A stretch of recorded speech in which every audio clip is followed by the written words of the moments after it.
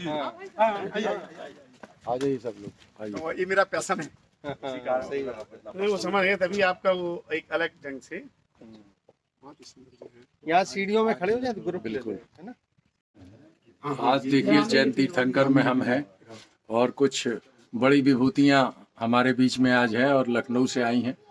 मैं उनसे आपका परिचय कराता हूं और दिखाता हूं कि वो क्या आज किस पर्पस से जैन तीर्थंकर आए हैं।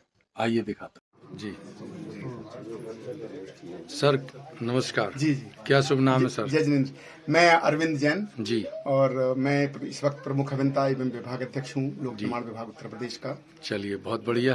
तो आप जैन तीर्थंकर आज पहुंचे हैं, क्या सोचकर और क्या कैसे पता चला आपको अरे इसके बस बारे जो में? है मैं तो बहुत अभिभूत हूँ और ये सब आपके कारण ही आज यहाँ पर आ पाया। मैंने आपका कुछ समय पहले वीडियो देखा जी कि महोबा में एक ऐसा स्थान है जहाँ पर लगभग 12वीं शताब्दी की जो है एक शिलाओं पर और जैन तीर्थंकर की मूर्तियां उत्कीर्ण की गई हैं। जी जी और अब तो मेरा बहुत समय से था कि मैं जाऊं और वहां पर दर्शन करूं, क्योंकि मैं यहीं बुंदेलखंड का रहने वाला हूं और मुझे भी ज्ञात नहीं था कि इस तरीके का कोई स्थान महोबा में है। और ये बहुत ही अपने आप में आश्चर्यचकित कर देने वाला है कि किस तरह से लगभग 1000 साल पहले और यहाँ पर क्या स्थिति रही होगी, किस तरीके के यहाँ के राजा और प्रजा रही होगी जिन्होंने जो है जैन तीर्थंकरों की मूर्तियों का उत्कीर्ण जो है शिलाओं पर किया है। अच्छा, ये जो हमारे जो चंदेल राजा थे वो तो जैन प्रभाव बहुत ज्यादा था उनके ऊपर। बहुत ज्यादा था। यहाँ कई जैन मठ थे, जैन धर्म के अनुयायी थे जी। और मैं आपको बता दूं कि खजुराहो में भी जी उसी समय के जहाँ जब वो हिंदू और वैष्णव मंदिर हैं वहीं पर जैन मंदिर भी हैं और जो है उसी काल के ये भी मुझे प्रतीत होते हैं कि तभी ये सब जो है उस वक्त जैन तीर्थंकर की मूर्तियां यहाँ पर उत्कीर्ण की गई होंगी और बहुत ही शानदार मुद्रा में कायोत्सर्ग मुद्रा और पद्मासन मुद्रा। अच्छा जी, ये जो दोनों मुद्राओं में एक जो है मिनट, ये थोड़ा सा जानना चाहता हूँ मैं आपसे जी कि ये जो जैन तीर्थंकर यहाँ पे हैं जी, ये इनकी जो मुद्राएं हैं और ये कौन कौन लोग हैं ये लोग समझ नहीं पाते हैं। जी बिल्कुल बिल्कुल, इसको थोड़ा सा आप हमें बताइए। हाँ बिल्कुल, मैं इनको देख के थोड़ा सा बहुत ही संक्षेप में बताना चाहूंगा कि पहली चीज तो जो जैन तीर्थंकर परंपरा है उसमें 24 तीर्थंकर होते हैं जी। लोग आमतौर पर मानते हैं कि भगवान महावीर वो पहले तीर्थंकर थे या वो जैन धर्म के प्रवर्तक थे, जबकि ऐसा नहीं है, वो अंतिम तीर्थंकर थे जी। और जो है उनसे पहले 23 तीर्थंकर और हो चुके हैं और भगवान ऋषभ देव वो पहले तीर्थंकर माने जाते हैं जिनका की जो है काल है वो करीब करोड़ों वर्ष पहले का माना जाता है जी जी। तो इस तरीके से बहुत ही सनातन परंपरा का ही एक अंग है जैन धर्म, तभी से धर्म चला आ रहा है। तो ये जो मूर्तियां हैं ये मूर्तियां तो जो जैन 24 तीर्थंकर के बारे में जो मैं बात बता रहा था तो ये ऋषभ देव से परंपरा शुरू होती है और महावीर स्वामी तक जो है ये परंपरा जाती है। तो इस तरीके से 24 तीर्थंकर ऋषभ देव से महावीर तक हुए हैं।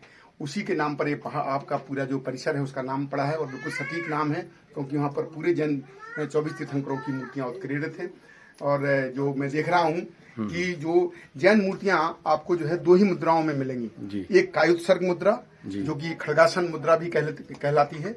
आप देखेंगे कि जो है जिसमें कि हाथ पार्श्व में होते हैं और जो है इस तरीके से जो खड़े हुए हैं मतलब हाँ ये कायोत्सर्ग या खड़गासन मुद्रा कहलाती है। और दूसरी मुद्रा है पद्मासन मुद्रा जो कि ये मुद्रा है जी जी जी। जिसमें कि पद्मासन मुद्रा में ध्यान मुद्रा ये भी है। तो ध्यान मुद्राएं दोनों हैं, पद्मासन में भी ध्यान करते हैं तीर्थंकर या आज भी जो दिगंबर मुनि साधु हैं वो इस मुद्रा में भी ध्यान करते हैं और कायोत्सर्ग मुद्रा में भी ध्यान करते हैं। कायोत्सर्ग का मतलब काया का उत्सर्ग होना। उत्सर्ग, यस, उत्सर्ग का मतलब है कि बिल्कुल उससे ममत्व खत्म हो जाना जी जी। तो काय से अपने शरीर से और पूरा जो है जो अपना सांसारिक पूरा वातावरण है उससे अपने आप को हटा लेना किसी भी तरीके के जो है। तो ये ममत्व को खत्म करते हुए मुद्रा है कायोत्सर्ग मुद्रा। तो इस मुद्रा में आपको जैन तीर्थंकर की ये मूर्ति दिख रही है। नीचे भी जो उसमें आपने देखा कि स्तंभ में जो 4 कायोत्सर्ग मुद्राओं में वहाँ पर मूर्तियां हैं तो द्वार के पास, जैसे आप बता रहे थे कि लोग इसको द्वारपाल बताते हैं तो वो द्वारपाल नहीं है और वो वहाँ का आंगन भी नहीं है, वो कहीं उसमें नहीं रहा होगा, वो कहीं ना कहीं से जो स्तंभ है वो और जगह से वहाँ पहुंचा है और वो उसमें तीर्थंकरों की ही वो मुद्राएं हैं और वो द्वारपाल नहीं है। द्वारपाल में आपको बताऊं कि इस तरीके की जो मुद्राएं होती हैं ये जो मुद्राएं हैं, ये जो मुद्राएं हैं ये द्वारपाल मुद्राएं हैं। अच्छा, ये द्वारपाल। हाँ, ये इस तरीके से, या ये जो है देवी देवताओं की भी मुद्राएं हैं। अच्छा। जो उनके भक्त हुआ करते थे। और ये की विशेष मुद्रा आप देख रहे हैं। जी जी। ये जो है साधु, ये उपाध्याय मुद्रा है। अच्छा। पंच परमेष्ठी जैन धर्म में पूज्य माने गए हैं। अरिहंत, सिद्ध, आचार्य, उपाध्याय और साधु। जी। तो अरिहंत और सिद्ध तो सिद्धालय में विराजमान है, वो आज के समय में आपको जीवित अवस्था में यहाँ पर नहीं मिल सकते हैं। लेकिन आचार्य, उपाध्याय और साधु ये अभी भी जो है इस धरती पर विचरण करते हैं। और जो भी आप जो है चलते फिरते दिगंबर मुनि देखते हैं तो वो इन्हीं 3 परमेष्ठियों में से होते हैं। या तो वो आचार्य होंगे, या कोई उपाध्याय होंगे, या साधु होंगे। और ये उपाध्याय मुद्रा है। इनके बगल में देखिए, आप एक पीछी का मंडल भी रखा है। और बस केवल यही इनका परिग्रह होता है कि एक पीछी होती है जो है एक अहिंसा का उपकरण माना गया है। और शौचादि क्रिया के लिए जो है एक कमंडल उनके पास होता है जिसमें जल रहता है। और केवल वही भी मैं बता दूं कि उस जल का वो जल पान करने के लिए नहीं होता है जल। अच्छा। वो जल केवल शुद्धि के लिए होता है। शुद्धि के लिए। हाँ, अदरवाइज जो है जो जैन साधु हैं वो केवल एक ही बार आहार ग्रहण करते हैं। और वो भी जो है कायोत्सर्ग मुद्रा में, माना वो खड़गासन मुद्रा में खड़े होकर के और अंजलि में आहार लेते हैं। उसी वक्त जल लेते हैं। इसके बाद में ना तो आहार लेते हैं, ना वो जल लेते हैं। अच्छा, एक चीज बताइए कि ये आप जैन तीर्थंकर आए हैं, तो आप इस स्थान को देख के क्या महसूस कर रहे हैं? और इस स्थान को, क्या इस तरह के स्थान और भी कई जगह हैं? बिल्कुल बिल्कुल, जो है मैं देख रहा हूँ कि ये स्थान तो पहली चीज कि कम से कम जैन जो पर्यटन नक्शा है हिंदुस्तान का, उसमें इस स्थान को आना चाहिए। सबसे पहले तो जैन जो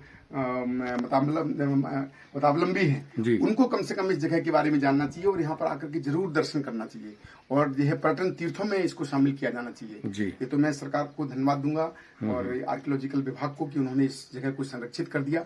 अब बाकी लोगों की जिम्मेदारी बनती है कि वो कम से कम यहाँ पर आए, देखें, और भी लोग आए, सभी लोग आए, क्योंकि ये तो सनातन जो है परंपरा का ही अंग है। और देखें कि हमारी जो धार्मिक विरासत है कितनी समृद्ध है। बिल्कुल बिल्कुल। से जो है 1200 साल पहले, आज भी हम कल्पना नहीं कर सकते हैं इस तरीके की जो है किसी चित्रकला की या निर्माण की। और हमारे पूर्वजों ने जो है इतना बड़ा और श्रेष्ठ कार्य किया है। बिल्कुल। और इसका परिचय जो है पूरे भारतवर्ष से होना चाहिए। ये मैं चाहूंगा। और मेरी कोशिश भी रहेगी कि इसको हम जितना प्रचार प्रसार अपनी तरफ से दे सकेंगे उसको मैं देने की कोशिश करूंगा। चलिए, थैंक यू। हाँ, यस।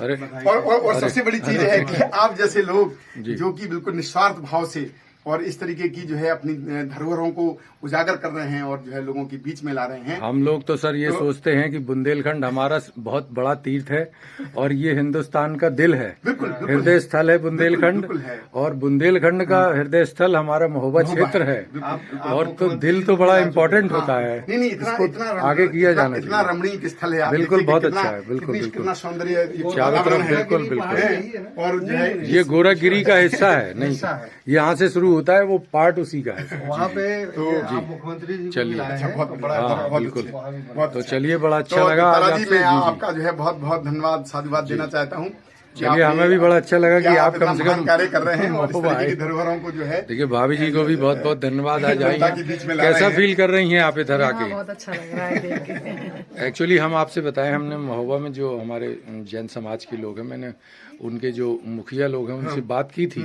मैंने उनसे एक बार कहा कि आप लोग यहाँ पर कोई फंक्शन करिए, अगर साल में 1-2 फंक्शन करेंगे तो ये स्थान जाग जाएगा। तो उन्होंने हमसे कहा कि ये दिगंबर वो है, शायद हमारे उसमें नहीं आते हैं, ऐसा कुछ करे। दरअसल वो क्या है ना, समैया, दिगंबर, श्वेतांबर लोगों ने जो है हर धर्म में हुआ है। है ना, तो उस तरीके से जो बंटवारा कर लिया है, जबकि ऐसा कुछ नहीं है। ये तो ऐतिहासिक धरोहरें हैं। बिल्कुल, इसको बचाना तो सभी के लिए समान है। ये सभी के लिए है। बाकी और जितने भी ये जब डिविजन्स हैं, ये सारे तो बहुत अभी नए हैं। कोई 100 साल पुराना जो है, कोई 50 साल पुराना है, कोई 200 साल पुराना है, लेकिन ये तो हजारों साल बिल्कुल पुरानी परंपरा है। ये सभी के लिए सर्वमान्य। बिल्कुल, थैंक यू सर। अब देखिए, हमारे साथ सर को लेके आए हैं जैन साहब को, लखनऊ से महेंद्र भीष्म अवस्थी जी। ये भी अपने बुंदेलखंड के ही कुलपहाड़ के हैं, लेकिन इनका दिल यहीं बसता है, रहते लखनऊ में है।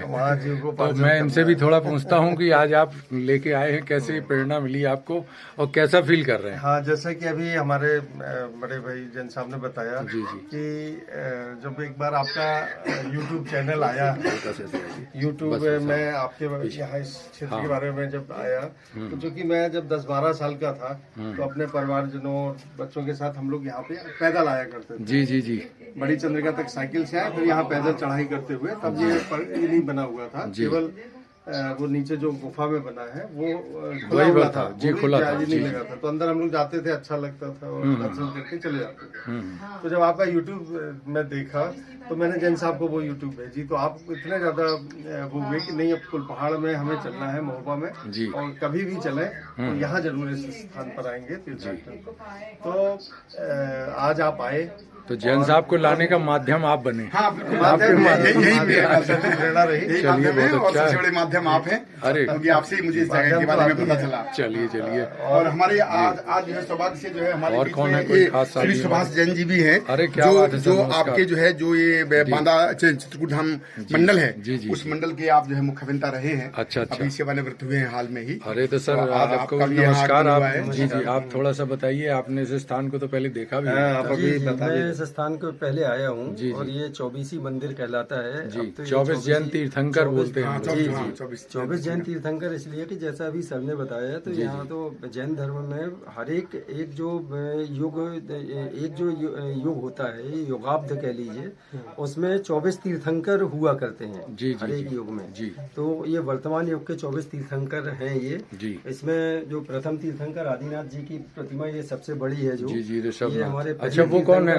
आदिनाथ जी है। आदिनाथ और ऋषभ एक ही है। अच्छा, एक ही नाम है। आदिनाथ, आदि का मतलब पहला जी, और ऋषभ का मतलब भी है पहला। अच्छा। ऋषभ का जो है अगर शाब्दिक अर्थ देखें तो उसका मतलब ही होता है प्रथम। अच्छा। तो जो प्रथम तीर्थंकर हैं वही ऋषभ देव हैं, वही आदिनाथ हैं। और बैल का चिन्ह जी जी, जो मोहनजोदड़ो और हड़प्पा सिविलाइजेशन में जी जी जो सील निकली है एक बैल की, जो कि किताबों में दिखाई जाती है, वो आदिनाथ तीर्थंकर की जो है मूर्ति के नीचे की ही सील है। अच्छा। हाँ, उस वक्त इसमें क्योंकि जो मूर्ति परंपरा है ये निर्विवाद रूप से पूरे हिंदुस्तान में और पूरे विश्व में सबसे प्राचीनतम परंपरा वो जैन मूर्ति परंपरा है। सबसे प्राचीन मूर्तियां आपको, सबसे विशाल मूर्तियां इसमें सर जैन मूर्तियां मिलेंगी। चलिए, बहुत बहुत। इसमें सर एक चीज हमें बताइए कि पहचान के कौन इसमें ऋषभ देव है और कौन बुद्ध है, थोड़ा ये जानना। हाँ, नहीं, बुद्ध इसमें कोई नहीं है। एक और मैं बता दूं कि इसमें जो है जो भी इसमें जो मूर्तियां दिखाई दे रही हैं, ये सारी की सारी जैन तीर्थंकर मूर्तियां हैं, चाहे वो छोटी हो। देखिए, ये भी जो है पद्मासन मुद्रा में है, ये भी पद्मासन मुद्रा में है, ये पद्मासन मुद्रा में है, ये पद्मासन मुद्रा में है, ये कायद सर्ग मुद्रा में है। तो ये सभी जो है जैन मूर्तियां हैं। अच्छा। अब आप अगर यहाँ पर आए, देखिए मैं इसको अगर मैं ध्यान से देखूं, यहाँ पर कुछ चिन्ह समझ में आ रहा है क्या? हाँ, कुछ चिन्ह समझ आ, लेकिन चिन्ह कोई बहुत स्पष्ट नहीं है। लेकिन हर मूर्ति के नीचे इस तरीके का एक चिन्ह बना रहता है, जैसे कि यहाँ बना है। मैं आपको यहाँ दिखाऊंगा। हाँ, ये बैल है, तो ये इस चिन्हों से पहचान होती है। हर तीर्थंकर का एक चिन्ह है। जैसे ऋषभ देव का चिन्ह बैल है, महावीर भगवान का चिन्ह शेर है। अच्छा। हाँ, तो इस तरीके से हर भगवान का एक जो है, जैसे पार्श्वनाथ भगवान का कुछ आपने देखा होगा, कुछ मूर्तियों में ऊपर एक सर्प का फन रहता है, तो वो जो है पार्श्वनाथ भगवान का है। अच्छा, और ये देखिए सबसे बड़ी चीज इसकी प्राचीनता यहाँ से समझिए कि ये जो लिखा हुआ है ये ब्राह्मी लिपि है। अच्छा, ब्राह्मी लिपि। हाँ, ब्राह्मी लिपि है। तो ब्राह्मी लिपि में ही जो है सारा का सारा जो है जो साहित्य है और उस वक्त लिपिबद्ध किया गया। और ये ब्राह्मी लिपि ही अपने आप में इसकी प्राचीनता बताती है, क्योंकि ये लिपि वो है जो महावीर स्वामी के समय चलती थी। अच्छा। 11वां ये हाँ, कुछ लिखा हुआ है जिसको हम पढ़ भी नहीं सकते हैं, लेकिन बड़ा स्पष्ट है कि ये ब्राह्मी लिपि में जो है, और भगवान ऋषभ देव के बारे में। तो ये ऋषभ देव जी की ही मूर्ति है। ये ऋषभ देव की मूर्ति है। इसी तरीके से जो आपका 24 तीर्थंकर जहाँ पर एक साथ हैं, शायद वहाँ पर चिन्ह समझ में आए तो मैं आपको वहाँ बताऊंगा कि कौन किस तीर्थंकर की मूर्ति है। लेकिन ये निर्विवाद रूप से, ये तो महावीर हो सकते हैं ना? नहीं, ये अगर यहाँ पर शेर है, लेकिन ये शेर ही लग रहा है मुझे। लोगों ने खुरस दिया, कुछ खराब मुझे भी कुछ ऐसा लग रहा है। लेकिन अगर ये शेर है तो शेर का मुंह इस तरह से ही लग रहा है, निश्चित रूप से महावीर है। और अगर जैसे मान लीजिए मछली है, होता है। अच्छा, हाँ, जैसे मान लीजिए अगर ये सर्प चिन्ह होगा यहाँ, तो ये पार्श्वनाथ होंगे। अगर मान लीजिए मछली चिन्ह होगा तो ये भगवान अरयनाथ होंगे। तो इस तरीके से जो है, और मछली भी लग रही है। हाँ, मछली भी मुझे ऐसा कभी और जितनी और बाकी ये जो मूर्तियाँ, ये जो आप वो देखते हैं, तो ये यक्षिणी कहलाते हैं। ये दरअसल द्वारपाल का काम करते हैं। ये जहाँ पर भी जो है भगवान का समूह शरण जब लगता है तो ये इस तरीके के लोग जो है देवी देवता हैं और जो है विभिन्न तरीके के जो है ना वो जो है सबसे बड़ी मूर्ति है। हाँ, वो आते हैं। तो ये सब जो है उनकी वो है। जैसे यहाँ पर देखिए तो ये चमर ढरते हुए इंद्र हो सकते हैं। तो ये इंद्रों की मूर्तियां होती हैं। तो ये इंद्र जो है भगवान के ऊपर जो है चमर ढाते हैं। हाँ, इस तरीके से देखिए ऊपर भी जो है ना, हाँ ये ऊपर भी है। तो हाँ, मतलब एक उनका सम्मान और उनका पूरा आभा मंडल, हाँ वो ये उनके प्रातिहार्य होते हैं। माने जब जो है तीर्थंकर अवस्था को प्राप्त होते हैं तीर्थंकर, तब जो है इस तरीके के उनके जो अतिशय प्रकट हो जाते हैं। और इस तरीके के जो है ये अत्यात्मक। अच्छा, इसमें देखिए, हाँ नहीं कपड़ा नहीं होता है, नहीं ये कपड़ा नहीं है, जटाएं। आप देखिए ये भी बड़ा विचित्र है। ये एक नई चीज मैं देख रहा हूँ कि आमतौर पर भगवान आदिनाथ की मूर्तियों के इतने लंबे बाल नहीं होते हैं, लेकिन चूंकि उन्होंने तपस्या बहुत जो है सालों तक की, तो निश्चित रूप से बाल बढ़ जाते हैं। तो ये श्रीवत्स का चिन्ह कहलाता है। तो श्रीवत्स जो है ये मंगल चिन्ह है, ये जो है जो कि जैन तीर्थंकरों की मूर्तियों में पाया जाता है। तो आप देखिए ये जटाएं दिखाई, मैंने जो है मूर्तिकार ने कितना अच्छा चित्रण किया है कि उसमें जटाएं भी बना दी हैं। तो इसका मतलब है कि ये वो ध्यान मुद्रा है जब उनका जो है जब वो तप साधना में लीन थे, तो तप साधना के समय की जो है ध्यान मुद्रा है। अच्छा, इसको देख के ये किसकी लग रही मूर्ति? ये समोता जो है कलश नजर आ रहा है। अगर ये कलश है तो ये भगवान मल्लीनाथ की मूर्ति है। हाँ, ये जो है ये 19 में तीर्थंकर हुए हैं भगवान मल्लीनाथ।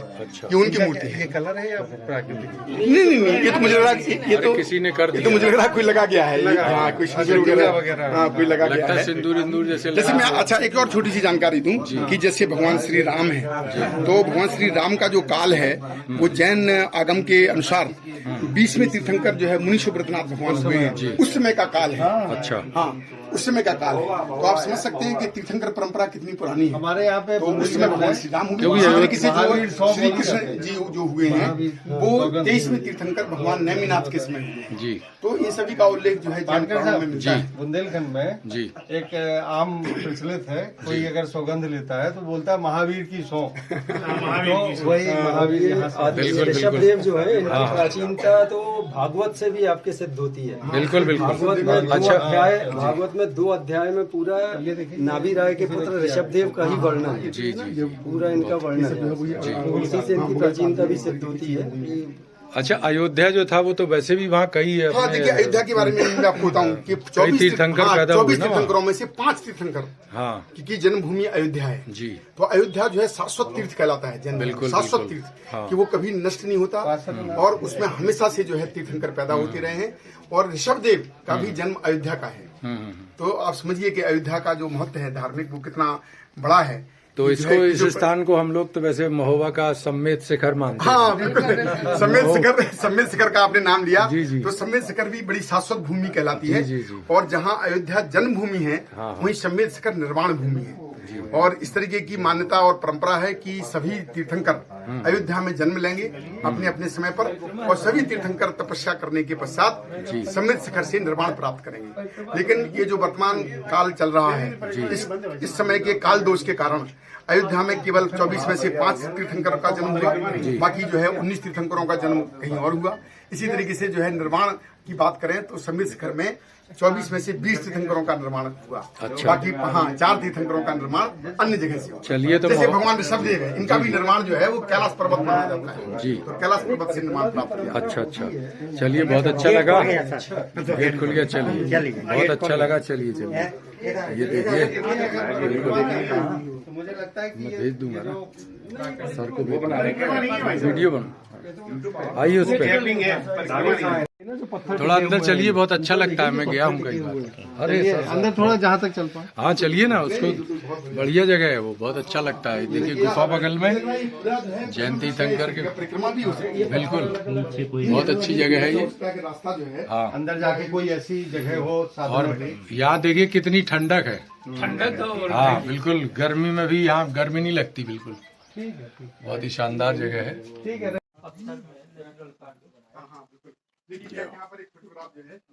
बिल्कुल।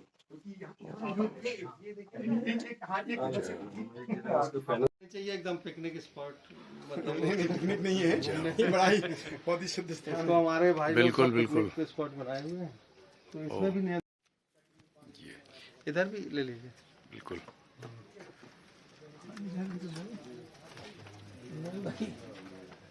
अब इनका कुछ अलग, वो मुद्रा चेंज हो गई ना, वो मुद्रा ये तो श्रीवत्स हर एक अच्छा अच्छा जी, हर एक प्रतिमा में होता है। जय हो। कौन सा वाला? तो ये श्रीवत्स जो होता है, ये सीने में ये श्रीवत्स कहलाता है। शेर का अगर चिन्ह नीचे दिखाई दे तो वो महावीर की। हम लोग जब आते थे तो ये जाल नहीं लगा था, तो उस समय भी हम लोग वहाँ उतार के आते थे चप्पल वगैरह। हाँ नहीं होता है, बिल्कुल कोई नहीं बिल्कुल। नहीं, चप्पल पहन के कोई नहीं आया, जैसा मंदिर के हिसाब से ही सीधा है।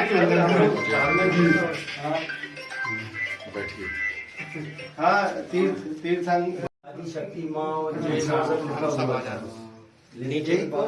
इन लोगों को पता नहीं है।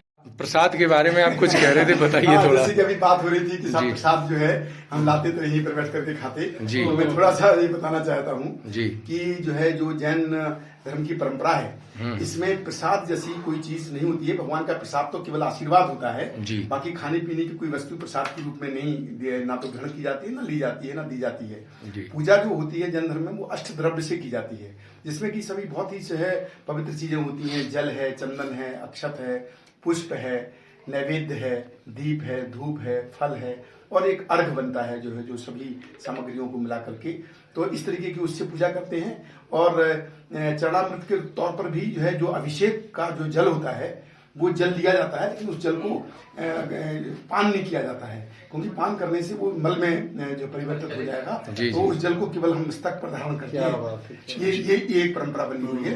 और इसका दूसरा एक व्यवहारिक फायदा ये है कि आपने देखा होगा कि जैन मंदिर बड़े साफ सुथरे नजर आते हैं, वो इसलिए रहते क्योंकि हैं। हाँ, ना तो उसमें दूध कहीं चढ़ाया जाता है इस तरीके से, ना कोई प्रसाद चढ़ाया जाता है। अब जैसे अदरवाइज जो है मंदिरों में क्या होता है कि आप देखते हैं कि बड़ा किचकिच हाँ, बिल्कुल, चिपचिपापन बिल्कुल। रहता जी, है। जी, और जी। एक चीज और हमें तमाम जो है कि चीटे चीटे जो है उसमें दिखाई देते हैं। एक जैन मंदिर है कहीं पे, हाँ। वहाँ पे बहुत ऊंची विशाल मूर्ति है, और ऊपर से दूध या पानी को चढ़ाया है। नहीं, पानी में अभिषेक होता है। हाँ, और अभिषेक की दो परंपराएं जैन धर्म में हैं। एक जो है जल से अभिषेक करने की परंपरा है, जलाभिषेक होता है। और दूसरी परंपरा जो है पंचामृत अभिषेक है। उस पंचामृत में जरूर जो है कहीं उसमें जल है, दूध है, घी है, नहीं शहद नहीं चलाते हैं, चंदन है। शहद तो जो है वो बहुत ही अभक्ष माना गया है जैन धर्म में। ये माना जाता है कि शहद जो है वो मधुमक्खियों का मल है, हाँ मल है, या उनके जो है उसमें वो जो है अंडे हैं। तो चूंकि जो है अहिंसा सर्वोपरि मानी गई है जैन धर्म में, और अहिंसा का ही सारा पालन करने का धर्म है, तो इसलिए शहद को तो जो है अभक्ष वो माना जाता है। तो वो जो है आपने देखा होगा कि जैसे एक वहाँ पर साउथ में और भगवान गोमतेश बाहुबली हैं, तो उनका जो है 12 साल के बाद अभिषेक होता है, वहाँ पर महामस्तका अभिषेक कहते हैं। तो वो पंचामृत से किया जाता है। तो उसमें जो है 5 प्रकार के जो है जिसमें जो है जल, चंदन, बहुत बड़ी मात्रा में इक्षुरस का उपयोग करते हैं। तो इस तरीके से वो करते हैं। ये तो सामान्यतः जो है और प्राशुभ जल से उससे अभिषेक होता है। तो मूर्तियों का अभिषेक तो होता है। Thank you. पाटकर साहब को पिछले वर्ष सम्मानित। उसमें सबसे बड़ा फर्क पर्यावरण ये विद्री है हैं आप। कि सनातन धर्म में जो भगवान को चढ़ाते हैं वो प्रसाद हो जाता है, और हमारे यहाँ जो चढ़ाते हैं जैन धर्म में जो चढ़ाते हैं वो निर्माल्य कहते हैं उसे। उसको फिर छूते भी नहीं है, अगर वो उसमें छू भी जाए तो हाथ धोते हैं फिर बाद में। मन हो गया कि जो आपने अर्पित कर दिया वो कर दिया, और उससे आपको कोई बोलिए जैन तीर्थंकर की जय, सनातन धर्म की जय, सनातन धर्म की जय। एक कम्युनिटी अलग। ये चलो गाड़ी में बैठो। क्लाइमेट शाकाहारी हो गए पूरे। नहीं, आप कलाम साहब जो है, अब्दुल कलाम साहब